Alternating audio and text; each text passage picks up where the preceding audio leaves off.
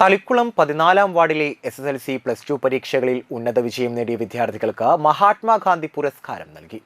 മഹാത്മാഗാന്ധി ദേശീയ ഗ്രാമീണ തൊഴിലുറപ്പ് ജീവനക്കാർ, അംഗനവാടി പ്രവർത്തകർ, ഹരിതകർമ്മ സേനാംഗങ്ങൾ, ആശാ വർക്കർ എന്നിവർക്ക് ആദരവും നൽകി.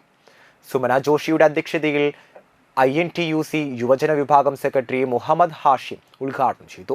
ന്യൂനപക്ഷ സെൽ സംസ്ഥാന സെക്രട്ടറി ഷെമീർ മുഹമ്മദ് അലി, തളിക്കുളം കോൺഗ്രസ് മണ്ഡലം സെക്രട്ടറി പ്രസിഡന്റ് അറക്കൽ, മുതിർന്ന നേതാവ് KP Unnikrishnan, Davis Kulangara, youth Congress മണ്ഡലം പ്രസിഡന്റ് മുഹമ്മദ് ഷഹബു, സുധീർ വഴി നടക്കൽ എന്നിവർ സംസാരിച്ചു.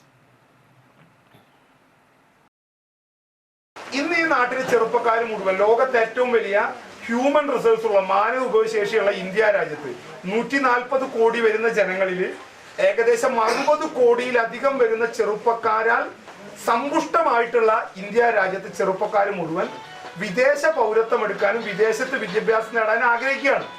ഇവിടുത്തെ കുട്ടികളൊക്കെ ഇന്ന് ഗൾഫിലേക്കും മറ്റുള്ളതിനും പോകുന്നതിനെ കുറിച്ച് എല്ലാം ആലോചിക്കുന്നത്.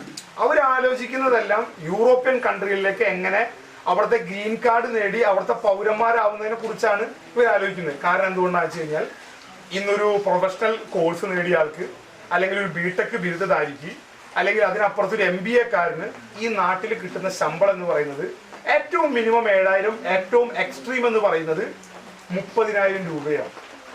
7,000 മുതൽ 30,000 രൂപ വരെ കിട്ടുന്ന ഒരു കാലത്ത്, ആ സമയത്ത് നമ്മളെ സംബന്ധിച്ചിടത്തോളം ചെറുപ്പക്കാർ ബെറ്റർ ആയിട്ടുള്ള ഓപ്ഷൻ അവർ തിരഞ്ഞെടുക്കും. ഇതിൻ്റെ ഒക്കെ ഉത്തരവാദിത്തം എന്ന് പറയുന്നത് നമ്മളെ സംബന്ധിച്ചിടത്തോളം നമ്മളടങ്ങുന്ന ഈ നാടിൻ്റെ ഭരണ സംവിധാനങ്ങളാണ്.